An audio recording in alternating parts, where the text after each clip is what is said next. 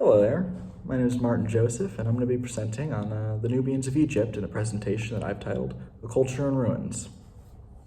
So for a brief historical background, Nubians are very, very ancient peoples, contemporary with ancient Egypt and perhaps even predating what we know as dynastic Egypt. Very old. They were always, throughout time, a very integrated piece of Egyptian culture and Egyptian society. And actually, in the 25th dynasty, I believe in the late period, they had a set of Nubian kings. The dynasty was a Nubian dynasty, and they weren't seen as foreign occupiers like the Hyksos. They were seen as Egyptian Nubians, locals for all intents and purposes. And actually, an interesting fun fact is that what we think of today as ancient Nubia has more pyramids, 255, than ancient Egypt. It's just fascinating to me. More of a modern background, though. All throughout history, they've always been focused on the Nile. And when you're a society focused on the Nile, you're going to be a very agricultural society. Barley, wheat, corn, papyrus, vegetables, etc., is going to be central to your culture and society, and just as well, trade. Being on the Nile provides great trade for the north and the south. Very interconnected. As you can see here, the outfits, and I absolutely love that town. Beautiful, beautiful, vibrant colors. That is a major, major characteristic, and we're going to see it all throughout this. A major characteristic is vibrant colors, unique designs, patterns, and shapes, and geometric adornments. It's absolutely wonderful, frankly. Their social events were always very communal. Marriages, the ceremonies and festivals, all the tribes get together, they give gifts, they interact with one another. It's just very, very communal. You're with one another. Going off their craftsmanship, I could not find a lot of depictions of modern Nubian jewelry, though I know it's a thing and it's still in production. You don't find much of it, but precious and semi-precious stones, amethyst, gold, quartz, beautiful, beautiful artifacts. Basket weaving is a tale as old as time, but it's a lost art for the most part, and they were very, very famous for it. Their baskets were very popular at the time. Ceramics, as an archaeologist, I find myself drawn to ceramics, and actually on the left here, you see these three women who are trying to keep the culture alive, keep Nubian pottery in the market, keep the practice alive. And on the right of them, we're going to see the finished products. Very, very, very vibrant colors. This is probably more modern day interpretations of like these traditional geometric shapes, and beautiful, beautiful. Probably more of an inspiration with Arabic motifs. Textiles, as you see here, this Nubian man crafting his textiles. Characteristic, very, very colorful and vibrant. On the right, we see a man's garment in his home. Very, very vibrant and colorful. Their rugs and clothes and all sorts of textiles just popped. Moving on, the Aswan Dam, forefront of my presentation. Constructed from 1960 to 1970. It was definitely a very vital and important piece of Egyptian culture and Egyptian purpose. They've been trying to build it since the 1000s. In the modern day, it's very important for hydroelectricity. They added over 900,000 acres of able land to be cultivated, and the food production is just astronomical with that. It's vitally important. I understand it to a degree. As you see in this picture, to the south of the dam is Lake Nasser, the reservoir that was all filled up. And just a real good symbol of them breaking away from those colonial ties, even though that technically happened 40 years prior. Just a real symbol of Egyptian self-endowment, Egyptian identity. On the next slide, We see the impact of the dam, negative impacts. As early as the 1950s, when they were planning this, archaeologists had stated, this is going to be an issue. We are going to lose a horde, an entire culture of material. We're going to lose it all.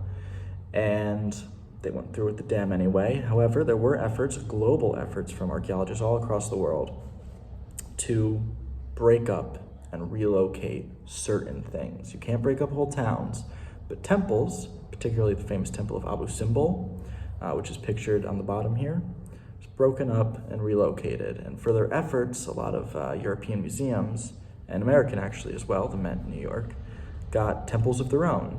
The Temple of Alicia is actually in Torino, Italy. It's beautiful, it's wonderful. Maybe not Abu Simbel, but it's good. More importantly, a vast amount of Nubians were relocated. Their culture was shattered. They were separated, and their culture was fragmented. They couldn't keep on to their language. They had to move into cities and learn Arabic, and it was a devastating blow and really has suppressed their culture from growing. And while we're on that, it doesn't end there. My focus is the Aswan Dam, and I want that to be known that it had a tremendously horrible impact on Nubian culture. Their entire way of life was thrown away by the Egyptian government. But this doesn't end there. In the modern day, right now, this is going on. I have anecdotal evidence, I guess you could say, from the director of the Museo Egizio in Torino, that they have displaced the Nubians that have been living in their own villages since they were displaced in the 1960s. They destroyed their village just to expand Luxor a little bit. The images are horrendous. It's terrible. It's heartbreaking. Absolutely heartbreaking. And they also deal with it in terms of repatriation of objects. Again, anecdotal, I know, but I can't even mention this person's name. They're affiliated with UCLA because they try and do it underground and repatriate these cultural materials, ceramic ware and statuary, to Nubian peoples without the government knowing, because as soon as the Egyptian government knows, they will take it, they will claim it as Egyptian, and they will put it in Cairo. I just bring those two examples in to really hammer home the facts that this is happening till this day. The Aswan Dam was a tragic, tragic event for tens of thousands of people. It destroyed a culture, buried it under Lake Nasser. But it doesn't end there.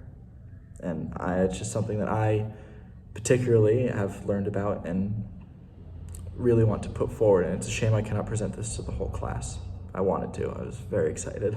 But moving on to the next slide, rare photos. Wonderful source from the American University of Cairo. Women plastering their buildings. These are all pre-Aswan Dam. Life before. 1963, the last weaver of his village, a dying craft. It's heartbreaking. That landscape of Nubia, that landscape is gorgeous, very, very, like what you'd think of as Egyptian, but that is a Nubian homeland, and it is now covered by Lake Nasser. As you can see, they're always very friendly with outsiders. I know on the bottom right, we have foreigners visiting, and they're getting along swimmingly. Like I said earlier, on the bottom left, wedding guests, all having a wonderful time. It's, like I said, very, very communal. And these were all taken in the 1950s and the 1960s to kind of preserve the culture. Actually, in the bottom middle, you can see a festival and actually a gathering of tribes where they would come and give gifts and dance and have fun. It's just a shame that such a culture has really been fragmented. There are still some keeping it alive, but it's certainly been fragmented. And my works cited page here, well, there.